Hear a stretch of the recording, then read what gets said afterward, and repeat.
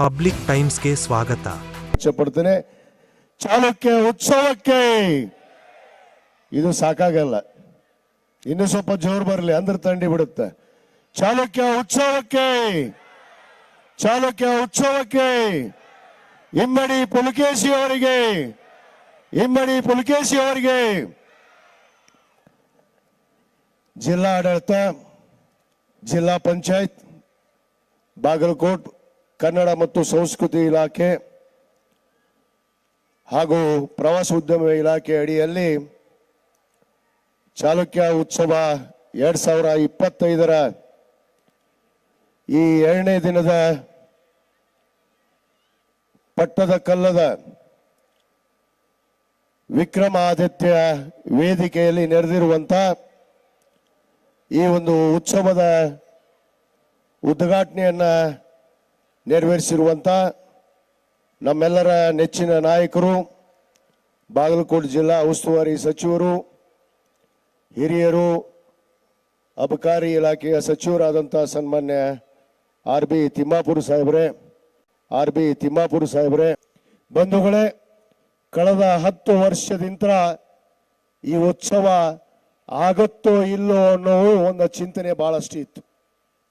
ಆದರೆ ನಮ್ಮ ಭೀಮಸೇನ್ ಚಿಮ್ಮನಕಟ್ಟಿ ಅವರು ಮತ್ತು ನಮ್ಮ ಉಸ್ತುವಾರಿ ಸಚಿವರು ನಾವೆಲ್ಲ ವಿಶೇಷವಾಗಿ ಮುಖ್ಯಮಂತ್ರಿಗಳ ಮೇಲೆ ಒತ್ತಡವನ್ನು ಹೇರಿ ಈ ಒಂದು 2026ರಲ್ಲಿ ಈ ಉತ್ಸವ ಆಗಬೇಕು ಅನ್ನೋದನ್ನ ಇವತ್ತು ನಾವು ಮನವಿಯನ್ನು ಮಾಡಿಕೊಂಡಾಗ ಸನ್ಮಾನ್ಯ ನಮ್ಮ ಘನೋತ್ತರ ಮುಖ್ಯಮಂತ್ರಿಗಳಾದಂಥ ಸನ್ಮಾನ್ಯ ಸಿದ್ದರಾಮಯ್ಯ ಸಾಹೇಬರು ಬಜೆಟ್ನಲ್ಲೇ ಅನುದಾನವನ್ನು ಘೋಷಣೆ ಮಾಡಿ 2026ಕ್ಕೆ ಉತ್ಸವ ಮಾಡೇ ಮಾಡ್ತೀವಿ ಅನ್ನೋದನ್ನ ಭರವಸೆಯನ್ನು ಕೊಟ್ಟು ಇವತ್ತು ಚಾಲುಕ್ಯ ಉತ್ಸವ ಇವತ್ತು ನಡೀತಾ ಇದೆ. ಬಂಧುಗಳೇ, ನಿನ್ನೆ ತಾನೇ ಮಾನ್ಯ ಮುಖ್ಯಮಂತ್ರಿಗಳು ಈ ಒಂದು ಚಾಲುಕ್ಯ ಉತ್ಸವವನ್ನ ಬದಾಮಿಯಲ್ಲಿ ಉದ್ಘಾಟನೆ ಮಾಡುವುದರ ಜೊತೆಗೆ ಇಮ್ಮಡಿ ಪುಲಕೇಶಿ ಅವರ ಬಹುದಿನದ ಒಂದು ಮೂರ್ತಿ ಪ್ರತಿಷ್ಠಾನಕ್ಕೆ ಶಂಕುಸ್ಥಾಪನೆಯನ್ನು ಮಾಡಿ ನಮ್ಮ ಶಾಸಕರು ಭೀಮಸೇನ್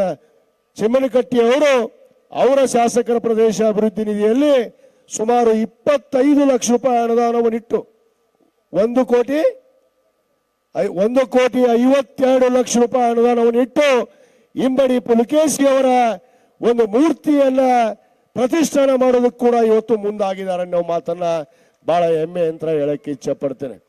ಬಂಧುಗಳೇ, 10 ವರ್ಷದಿಂದ ಈ ಉತ್ಸವ ಆಗಿರಲಿಲ್ಲ. ಬಹುತೇಕ 2015ರಲ್ಲಿ ನಾನು ಕೂಡ ಹಿಂದೆ ಶಾಸಕನಾಗಿದ್ದೆ. 2015ರಲ್ಲಿ ಅವತ್ತು ನಮ್ಮ ಈ ಕ್ಷೇತ್ರದ ಶಾಸಕರು ನಮ್ಮ ತಂದೆಯ ಸ್ವರೂಪಿ ಸನ್ಮಾನ್ಯ ಬಿ ಚಿಮ್ಮನಕಟ್ಟಿ ಸಾಹೇಬರು ಆ ಕಾರ್ಯಕ್ರಮದ ಅಧ್ಯಕ್ಷ ಸ್ಥಾನವನ್ನು ವಹಿಸಿದರು. ಯಾಕಂದ್ರೆ ಇತಿಹಾಸವನ್ನು ನಾವು ಮರೆಯುವಾಗಿಲ್ಲ, ಇತಿಹಾಸವನ್ನು ಮಲಕ್ ಹಾಕ್ತಿರ್ಬೇಕಂತೆ. ಯಾಕಂದ್ರೆ ಈ ದೇಶಕ್ಕೆ ಒಂದು ಇತಿಹಾಸ ಇದೆ.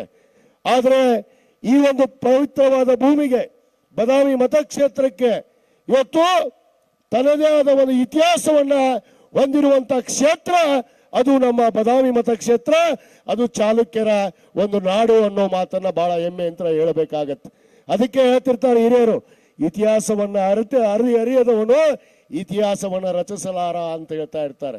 ಅದಕ್ಕೆ ಇತಿಹಾಸವನ್ನು ಅರ್ಥಕೊಂಡವರೇ ಈ ಕಾರ್ಯಕ್ರಮವನ್ನು ಮಾಡೋದಕ್ಕೆ ಸಾಧ್ಯ ಅನ್ನೋದಕ್ಕೆ ಇವತ್ತು ನಮ್ಮ ಮಾನ್ಯ ಮುಖ್ಯಮಂತ್ರಿಗಳು ಇವತ್ತು ಈ ಚಾಲುಕ್ಯ ಉತ್ಸವವನ್ನ 2026ರಲ್ಲಿ ಮತ್ತೆ ಚಾಲನೆ ಕೊಟ್ಟಿದ್ದಕ್ಕೆ ನಾನು ಈ ವೇದಿಕೆ ಪರವಾಗಿ ಮಾನ್ಯ ಮುಖ್ಯಮಂತ್ರಿಗಳಿಗೆ, ನಮ್ಮ ಜಿಲ್ಲಾ ಉಸ್ತುವಾರಿ ಸಚಿವರಿಗೆ ಮತ್ತು ನಮ್ಮ ಸೋದರ ಭೀಮಸೇನ್ ಚಿಮ್ಮನಕಟ್ಟಿ ಅವರಿಗೆ ನಾನು ವಿಶೇಷವಾದ ಅಭಿನಂದನೆಯನ್ನ, ಧನ್ಯವಾದಗಳನ್ನ ತಮ್ಮೆಲ್ಲರ ಪರವಾಗಿ ಹೇಳಕ್ಕೆ ಇಚ್ಛೆ ಪಡ್ತೇನೆ.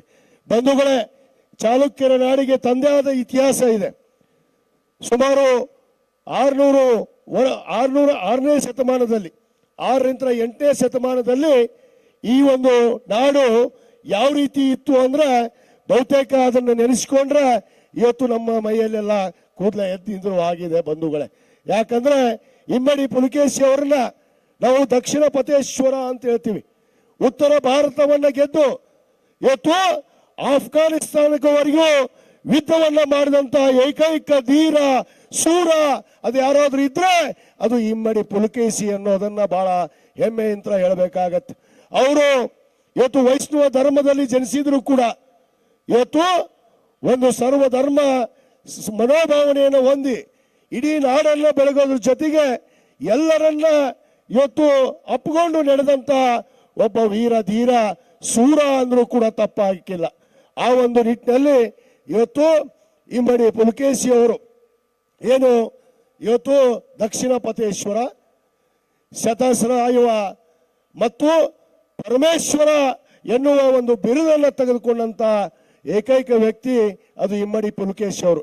ಬಹುತೇಕ ನಮ್ಮ ಕರ್ನಾಟಕದ ಇತಿಹಾಸದಲ್ಲಿ ಅದು ಉತ್ತರ ಕರ್ನಾಟಕಕ್ಕೆ ನಾವು ಬಂದ್ರೆ ಇವತ್ತು ಉತ್ತರ ಕರ್ನಾಟಕದಲ್ಲಿ ಒಬ್ಬ ದಕ್ಷಿಣ ಪಥೇಶ್ವರ ಅನಿಸ್ಕೊಂಡು ಇವತ್ತು ಇಡೀ ನಾಡಿಗೆ ಇವತ್ತು ದೇಶಕ್ಕೆ ಬೆಳಕನ್ನು ಚೆಲ್ಲಿದಂತ ವ್ಯಕ್ತಿ ಇವತ್ತು ಇಮ್ಮಡಿ ಪುಲಕೇಶಿ ಅವ್ರನ್ನ ಇನ್ನೊಂದು ಮಾತನ್ನ ಹೇಳ್ಬೇಕಂದ್ರೆ ಭಾರತದ ನೌಕಾಪಡೆ ಇವತ್ತು ಆರ್ಮಿ ನೇವಿ ಅಂತ ಹೇಳ್ತೀವಿ ನಾವು, ಆ ನೌಕಾಪಡೆಯನ್ನ ಕಂಡಿಡಂತ ಏಕೈಕ ವ್ಯಕ್ತಿ ಅದು ಇಮ್ಮಡಿ ಪುಲಕೇಶಿ ಅವರು. ಅವ್ರ ಹತ್ರ 100 ಹಡಗ ಇತ್ತು ಅನ್ನೋದನ್ನ ನಾವು ಇತಿಹಾಸದಲ್ಲಿ ಓದ್ತೀವಿ. ಯಾಕಂದ್ರೆ ಅಂದು ಅಫ್ಘಾನಿಸ್ತಾನದವರೆಗೂ ಯುದ್ಧವನ್ನ ಗೈಸಿ ಅಲ್ಲಿ ಕೂಡ ಜೈಶಾಲಿ ಆದ್ರು.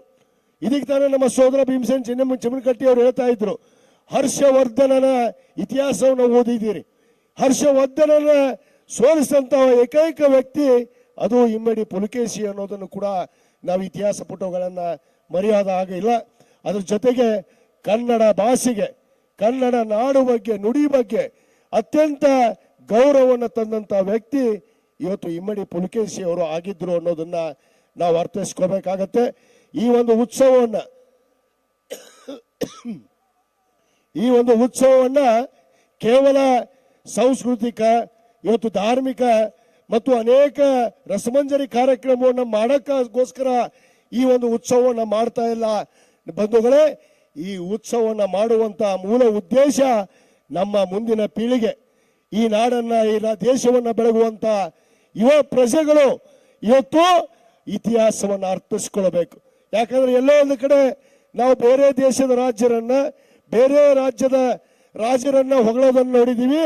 ಆದ್ರೆ ನಮ್ಮ ಮನೆ ಪಕ್ಕಕ್ಕೆ ಹುಟ್ಟಿ ಚಾಲುಕ್ಯರ ನಾಡನ್ನ ಬೆಳಗಿ ಈ ಎಲ್ಲ ಶಿಲ್ಪಕಲೆ, ವಾಸ್ತುಶಿಲ್ಪವನ್ನ, ಸಂಸ್ಕೃತಿಯನ್ನ ಮತ್ತು ಶಿಕ್ಷಣವನ್ನ ನೀಡುವಂತ ವ್ಯಕ್ತಿ ಇಮ್ಮಡಿ ಪುಲಕೇಶಿ ಅವರು ಆಗಿದ್ರು ಅನ್ನೋದನ್ನ ತಾವೆಲ್ಲ ಅರ್ಥೈಸ್ಕೋಬೇಕು. ಅದನ್ನ ಈ ನಾಡಿರುವವರೆಗೂ ತಾವು ಬೆಳಗುವಂತ ಕೆಲಸ ಮಾಡಿದಾಗ ನಿಜವಾಗ್ಲೂ ಈ ಉತ್ಸವ ಮಾಡಿದ್ದಕ್ಕೆ ಸ್ವಾರ್ಥಕತೆ ಆಗತ್ತೆ. ಆ ನಿಟ್ಟಿನಲ್ಲಿ ನಾವು ಇವತ್ತು ಮಾತಾಡುವಂತ ಉದ್ದೇಶ ಏನಿರಲಿಲ್ಲ ನಮಗೆ. ಮಾತಾಡುವಂತ ಉದ್ದೇಶ ಯಾಕಂದ್ರೆ ತಾವೆಲ್ಲ ತಿಳ್ಕೋಬೇಕು, ನಮ್ಮ ಮನೆಯಲ್ಲಿ ಜನಿಸಿದ, ನಮ್ಮ ಊರಲ್ಲಿ ಜನಿಸಿದಂತ ಒಬ್ಬ ಧೀರ ವೀರ ಸೂರ ಇಮ್ಮಡಿ ಪುಲಕೇಶಿನ ಬಗ್ಗೆ ನಾವು ಮಾತಾಡದೇ ಇದ್ರೆ ನಮ್ಮನ್ನು ಮೆಚ್ಚೋದಿಲ್ಲ. ಆದ್ರೆ ನಾವು ಬೇರೆ ರಾಜ್ಯರ, ಬೇರೆ ದೇಶದ ರಾಜ್ಯರನ್ನು ಹೊಗಳುವಂತ ಕೆಲಸ ಆಗ್ತಾ ಇದೆ. ನಮ್ಮ ಮನೆಯಲ್ಲಿ, ನಮ್ಮ ಮನೆ ಊರಲ್ಲಿ ಹುಟ್ಟಿದಂತ ಇಮ್ಮಡಿ ಪುಲಕೇಶಿ ಬಗ್ಗೆ ಯಾರು ನಾವು ಗೌರವವನ್ನು ಸಲ್ಲಿಸುವಂಥದ್ದು ಕಡಿಮೆ ಆಗಿದೆ. ಅದಕ್ಕೆ ನಾನು ಯುವ ಪೀಳಿಗೆಗೆ, ಯುವಕರಿಗೆ ವಿಶೇಷವಾದ ವಿನಂತಿ ಮಾಡ್ಕೋತೇನೆ. ಈ ಉತ್ಸವ ಮಾಡುವಂತ ಉದ್ದೇಶ ಸರ್ಕಾರದ್ದು. ಇವತ್ತು ನಮ್ಮ ಯುವ ಪೀಳಿಗೆ ತಿಳ್ಕೋಬೇಕು, ಈಗ ಶಿಲ್ಪಕಲೆ, ಈ ಒಂದು ನಾಡಿನಲ್ಲಿ ಬೆಳೆದಂತ ಆ ಕಲೆ ಏನಿದೆಯಲ್ಲ, ಆ ಕಲೆಯನ್ನ ಗೌರವಿಸುವಂತ ಕೆಲಸ ನಮ್ಮ ನಿಮ್ಮದು ಆಗಬೇಕು ಅನ್ನೋ ಉದ್ದೇಶವನ್ನ ಈ ಸಂದರ್ಭದಲ್ಲಿ ಹೇಳ್ತಾ, ಇವತ್ತು ಮತ್ತು ಪಟ್ಟದಕಲ್ಲಿರುವಂತಹ ವಿರೂಪಾಕ್ಷ ಮಂದಿರ, ಮಲ್ಲಿಕಾರ್ಜುನ ಮಂದಿರ ಮತ್ತು ಸಂಗಮೇಶ್ವರ ದೇವಸ್ಥಾನವೇ ಇವತ್ತು ನಮಗೆ ಇವತ್ತು ಈ ಒಂದು ದಾರಿಯನ್ನ ತೋರಿಸುತ್ತೆ. ಅದ್ರ ಜೊತೆಗೆ ನಾಳೆ ದಿವಸ ಕೊನೆಯ ಉತ್ಸವ, ಬಹುತೇಕ ಐಹೊಳೆಯಲ್ಲಿ ನಡೆಯುವಂತಹ ಉತ್ಸವ ನಾಳೆ, ಅದು ಹುನಗುಂದ ಮತಕ್ಷೇತ್ರಕ್ಕೆ ಬರುವಂತಹ ಒಂದು ಕ್ಷೇತ್ರ. ಸನ್ಮಾನ್ಯ HY ಮೇಟಿ ಸಾಹೇಬರು ಇದ್ರು, ಅವರ ಅಧ್ಯಕ್ಷತೆಯಲ್ಲಿ ನಡಿಬೇಕಾಗಿತ್ತು. ಆದ್ರೆ ಇವತ್ತು ಅವರು ನಮ್ಮೊಡನೆ ಇರದೇ ಇದ್ರು ಕೂಡ ಇವತ್ತು ಅವರ ಆತ್ಮಕ್ಕೆ, ಯಾಕಂದ್ರೆ ಆ ಒಬ್ಬ ಹಿರಿಯ ಜೀವಿ ಕೂಡ ಈ ಉತ್ಸವಕ್ಕೆ ಬೆಂಬಲವನ್ನು ಕೊಟ್ಟು ಈ ಉತ್ಸವ ಆಗಬೇಕು ಅಂತೇಳಿ ಗಟ್ಟಿಯಾಗಿ ನಿಂತಂತವರು ಸನ್ಮಾನ್ಯ HY ಮೇಟಿ ಸಾಹೇಬರು ಅನ್ನೋ ಮಾತನ್ನು ಕೂಡ ಇಲ್ಲಿ ನಾನು ನೆನಪಿಸೋದಕ್ಕೆ ಬಯಸ್ತೇನೆ. ಆ ಐಹೊಳೆ ವೇಕಲ್ಲಿ ಕೂಡ ನಾಳೆ ಬಹಳ ವಿಶೇಷವಾಗಿ ಈ ಉತ್ಸವ ನಡೆಯುತ್ತೆ.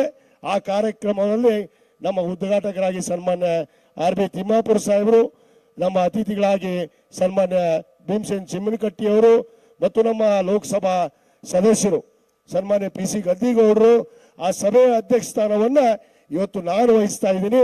ಅದಕ್ಕೆ ನಾನೆಲ್ಲ ಇಲ್ಲಿ ಬಂದಂತ ಎಲ್ಲ ಗುರು ಹಿರಿಯರಿಗೆ, ತಾಯಂದಿರಿಗೆ, ಯುವಕರಿಗೆ ವಿನಂತಿ ಮಾಡ್ಕೋತೇನೆ, ತಾವು ನಾಳೆ ದಿವಸ ಐವಳ್ಳಿಗೆ ಬಂದು ಆ ಉತ್ಸವವನ್ನು ಕೂಡ ಅದ್ದೂರಿಯಾಗಿ ತಾವು ಇವತ್ತು ಬೆಂಬಲಿಸಬೇಕು, ಅದನ್ನ ತಾವೆಲ್ಲ ಪ್ರೋತ್ಸಾಹಿಸಬೇಕು ಅಂತೇಳಿ ಈ ವೇದಿಕೆ ಮುಖಾಂತರ ವಿನಂತಿ ಮಾಡಿಕೊಂಡು ಇವತ್ತು ಕೊನೆಯದಾಗಿ ನಾನು ಮಾನ್ಯ ಮುಖ್ಯಮಂತ್ರಿಗಳಿಗೆ, ಯಾಕಂದ್ರೆ ವಿಶೇಷವಾಗಿ ಇಮ್ಮಡಿ ಪುಲಕೇಶಿ ಅವರ ಒಂದು ಪುತ್ಳಿಯನ್ನ ಅನಾವರಣ ಮಾಡ್ತೀವಿ ಅಂತೇಳಿ ಈಗಾಗಲೇ ಭರವಸೆಯನ್ನು ಕೊಟ್ಟು ಅದಕ್ಕೆ ಅನುದಾನ ಕೂಡ ಕೊಡ್ತೀವಿ ಅಂತೇಳಿ ಭರವಸೆ ನೀಡಿದ್ದಾರೆ. ನಮ್ಮ ಮಾನ್ಯ ಲೋಕಸಭಾ ಸದಸ್ಯರು ಸನ್ಮಾನ್ಯ PC ಗದ್ದಿಗೌಡರು ಸಾಹೇಬರು ಇದಕ್ಕೆ ತಾನೇ ಹೇಳಿದ್ರು, ಒಂದು ರಾಷ್ಟ್ರೀಯ ಹೆದ್ದಾರಿಯನ್ನ ಇಲ್ಲಿ ಮಾಡ್ತಾ ಇದ್ದೀವಿ ಅಂತ ಹೇಳಿ. ಅದ್ರ ಜೊತೆಗೆ ಇವತ್ತೇನು ನಮ್ಮ ಪಟ್ಟದಕಲ್ಲನ್ನ ವರ್ಲ್ಡ್ ಹೆರಿಟೇಜ್ ಕ್ಷೇತ್ರ ಅಂತೇಳಿ ಇವತ್ತು ನಮ್ಮ ಕೇಂದ್ರ ಸರ್ಕಾರ ಘೋಷಣೆ ಮಾಡಿದೆ. ಆದ್ರೆ ಎಲ್ಲೋ ಒಂದು ಕಡೆ ನನಗೆ ಅನಿಸುತ್ತೆ, ಬರೀ ಘೋಷಣೆ ಮಾಡೋದ್ರಿಂದ ಸಾಧನೆ ಮಾಡೋದಾಗೋದಿಲ್ಲ. ಮಾತೇ ನಮ್ಮದು ಸಾಧನೆ ಆಗಬಾರ್ದು, ನಮ್ಮ ಸಾಧನೆ ಮಾತು ಆಗಬೇಕು ಅನ್ನೋದು ನನ್ನ ಉದ್ದೇಶ ಬಂಧುಗಳೇ. ಅದಕ್ಕೆ ಮಾನ್ಯ ಲೋಕಸಭಾ ಸದಸ್ಯರಿಗೆ ನಾನು ವಿನಂತಿ ಮಾಡ್ಕೋತೇನೆ, ಈಗಾಗಲೇ ನಮ್ಮ ಮಾನ್ಯ ಮುಖ್ಯಮಂತ್ರಿಗಳು ಇವತ್ತು ನಮ್ಮ ರಾಜ್ಯ ಸರ್ಕಾರದಿಂದ ಇಲ್ಲಿ ಐವಳ್ಳಿ, ಇವತ್ತು ಬದಾಮಿ, ಪಟ್ಟದಕಲ್ಲು, ಐವಳ್ಳಿ ಕ್ಷೇತ್ರವನ್ನ ಇವತ್ತು ವರ್ಲ್ಡ್ ಹೆರಿಟೇಜ್ ಕ್ಷೇತ್ರವಾಗಿ ಘೋಷಣೆ ಮಾಡಿ ಅದಕ್ಕೆ ಕೇಂದ್ರ ಸರ್ಕಾರ ಅನುದಾನವನ್ನು ನೀಡುವಂತೆ ಮನವಿಯನ್ನು ಸಲ್ಲಿಸ್ತೀನಿ ಅಂತ ಹೇಳಿ ಮಾನ್ಯ ಮುಖ್ಯಮಂತ್ರಿಗಳು ಈಗಾಗಲೇ ನಿನ್ನೆ ವೇದಿಕೆಯಲ್ಲಿ ನಮ್ಮ ಲೋಕಸಭಾ ಸದಸ್ಯರಿಗೆ ಮಾತು ಕೊಟ್ಟಿದ್ದಾರೆ. ಅದಕ್ಕೆ ನಾನು ಲೋಕಸಭಾ ಸದಸ್ಯರು ಸನ್ಮಾನ್ಯ PC ಗದ್ದಿಗೌಡರು ಸಾಹೇಬರಲ್ಲಿ ವಿನಂತಿ ಮಾಡ್ಕೋತೇನೆ, ಇವತ್ತು ನಮ್ಮಲ್ಲಿ ಎಲ್ಲ ಮತಕ್ಷೇತ್ರ ಕೂಡ ರೈಲು ಮಾರ್ಗ ಆಗಬೇಕು. ಈಗಾಗಲೇ ನಮ್ಮ ಹುಣಗುಂದ ಮತಕ್ಷೇತ್ರದಲ್ಲಿ ತಾವು ಪ್ರಸ್ತಾವನೆಯನ್ನು ಸಲ್ಲಿಸಿದಿರಿ. ಅದ್ರ ಜೊತೆಗೆ ಇವತ್ತೇನು ಈ ಒಂದು ಹೆರಿಟೇಜ್ ಒಂದು ಕ್ಷೇತ್ರಕ್ಕೆ ಕೂಡ ಅನುದಾನವನ್ನು ಬಿಡುಗಡೆ ಮಾಡಿ ಈ ಕ್ಷೇತ್ರವನ್ನ ಇವತ್ತು ಕೇಂದ್ರ ಸರ್ಕಾರ ಅನುದಾನದಿಂದ ಬೆಳಗುವಂತ ಕೆಲಸ ತಮ್ಮಿಂದ ಆಗಬೇಕು ಅನ್ನೋದನ್ನು ಕೂಡ ನಾನು ಒತ್ತಾಯವನ್ನು ಮಾಡಿ ಈ ಒಂದು ಕಾರ್ಯಕ್ರಮಕ್ಕೆ ಇವತ್ತು ನನ್ನನ್ನು ಕೂಡ ಅತಿಥಿಯಾಗಿ ನಮ್ಮ ಭೀಮಸೇನ್ ಚೆಮ್ಮನಕಟ್ಟಿ ಅವರು ಬಹಳ ಪ್ರೀತಿಯಿಂದ ನನ್ನನ್ನು ಕರೆದು ಇಲ್ಲಿ ನನಗೆ ಮಾತಾಡಕ್ಕೆ ಅವಕಾಶ ಮಾಡಿಕೊಟ್ಟಿದ್ದಾರೆ. ಅವರಿಗೆ ನಾನು ಅನಂತ ಧನ್ಯವಾದಗಳನ್ನ ಹೇಳಿ ಮತ್ತೊಮ್ಮೆ ನಮ್ಮ ಮುಖ್ಯಮಂತ್ರಿಗಳಿಗೆ ಅನಂತ ಕೋಟಿ ಧನ್ಯವಾದಗಳನ್ನ ಸಲ್ಲಿಸಿ ಮತ್ತೊಮ್ಮೆ ಇಮ್ಮಡಿ ಪುಲಕೇಶಿ ಅವರಿಗೆ ನನ್ನ 100 ಕೋಟಿಯ ಸಲಾಮನ್ನ ತಿಳಿಸಿ ನನ್ನ 2 ಮಾತನ್ನು ಮುಗಿಸ್ತೇನೆ. ಜೈ ಹಿಂದ್, ಜೈ ಕರ್ನಾಟಕ.